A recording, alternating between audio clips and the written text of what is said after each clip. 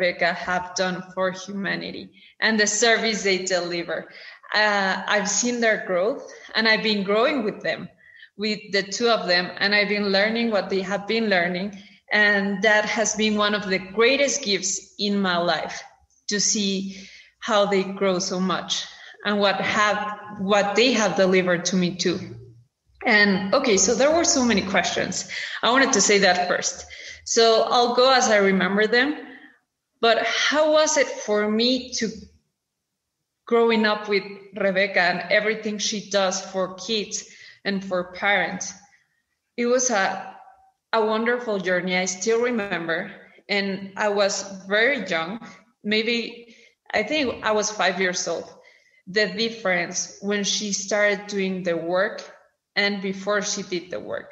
I remember the shift inside of her, and in her words, and in the way she treated me, and the love that started to irradiate from her, that I know she had loved before, but you could feel the difference of the work. Oh, sorry for that. It's okay. Sol is invited to the podcast. Yes, Sol is invited. By the way, those of you who love dogs, the barking dog, it's not like a dog. It's really like it's a sacred being. Her name is Sol, and she has an Instagram account. Yes, she will become an Insta star, I hope, because she has amazing thoughts about humanity. But I was saying, I could feel the difference. And as I was growing up, I started noticing how my childhood was very different than other childhoods, because it was a childhood of acknowledging who I was and who I wanted to become.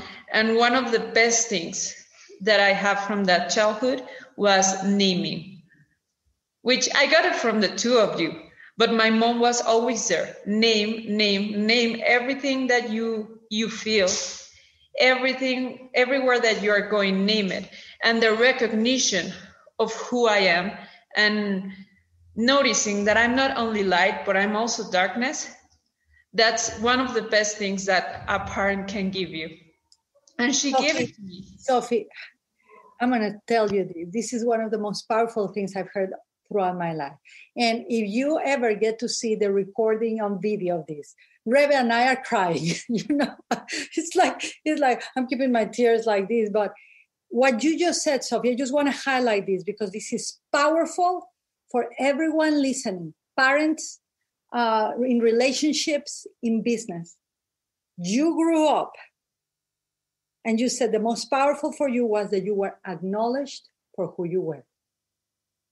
That I've never heard it. That's what people want, but you noticed.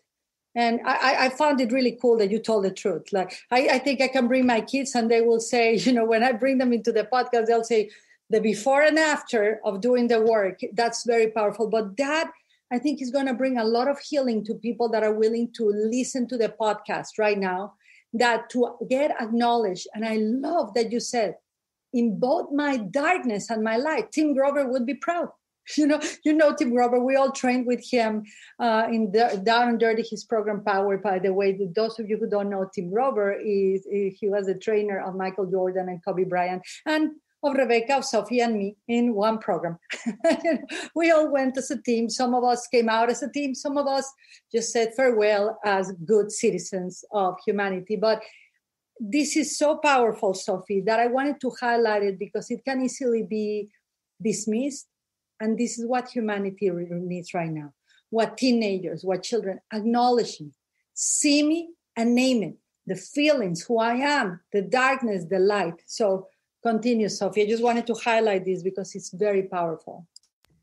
Thank you.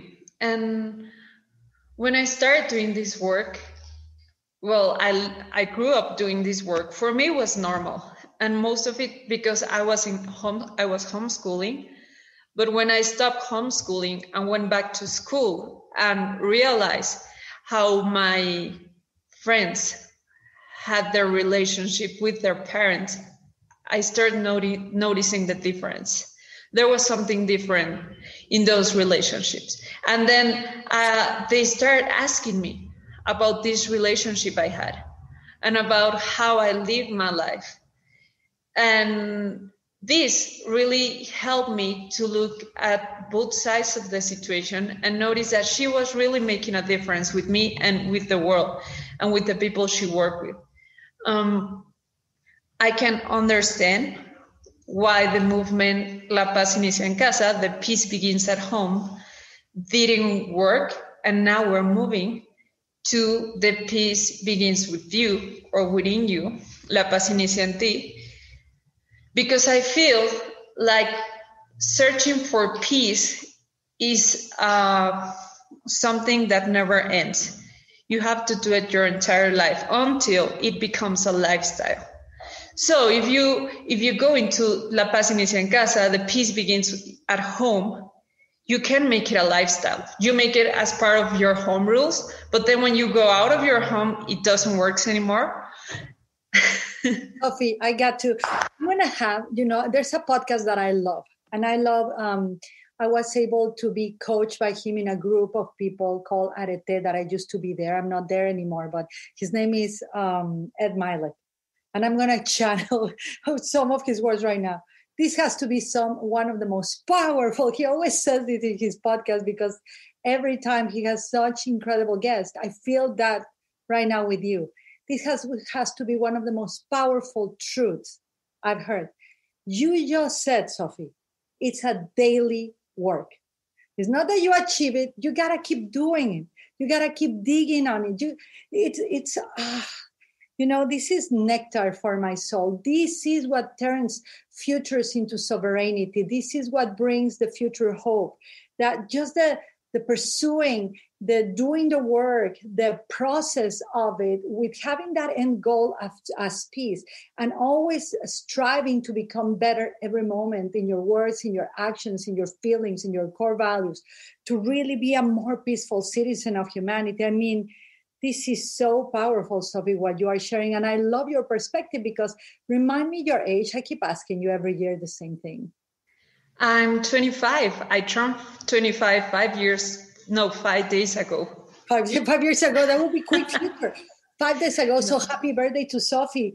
Thank you. 25. And so this is the voice of the future, everyone. Please understand that. So I'm such a believer that we can design, create, architect, and sculpt our futures every time, every moment, with every word choice, feeling that we have, with how we choose to use our environment, surround and create ourselves in our environment and with whom, etc. But Sophie, really, you represent this voice. So, wow. So you kind of cover all the questions that I did. How was it being like to be born in this conscious culture? Because you also were in all day. We used to do events every weekend for years. And when I'm telling you every weekend, it was every weekend during like 2 years or so, Friday, Saturday, Sunday. Sometimes we would finish at 3 a.m., 2 a.m. We were working. We had little kids and the kids were in the events.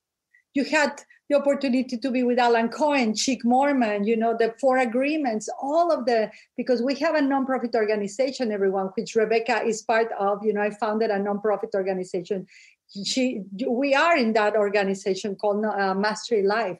And we used to bring all of these incredible teachers from Hay House, Doreen Virtue, et cetera, and we will be serving, selling tickets, passing tissues, cleaning up the room, translating, doing everything, and having kids.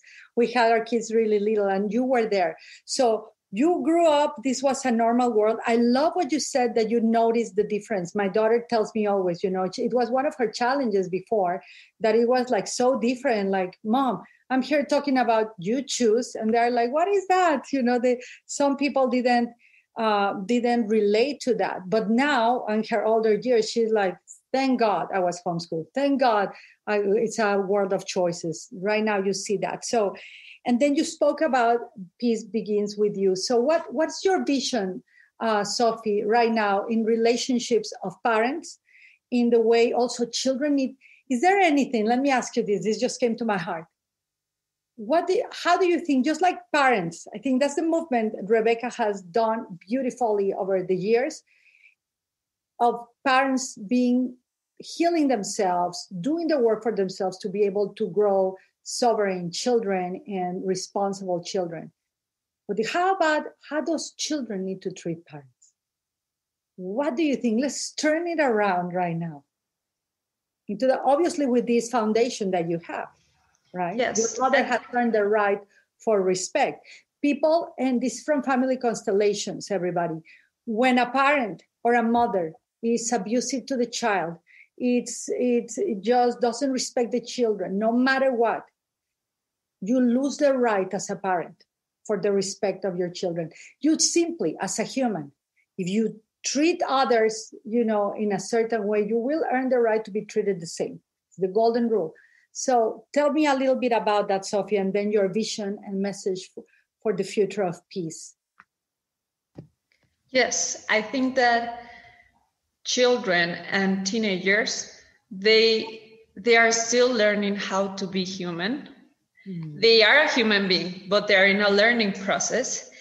And what they are is a reflection of their parents. So as soon as a parent does the work and decides to act different, the children will start acting different too. And they will start treating the parents with respect. Yes. Right. Because there are some humans, right, that it doesn't matter how much work the parent does, right? I met Chick Morman, the founder of Parent Talk, our mutual mentor.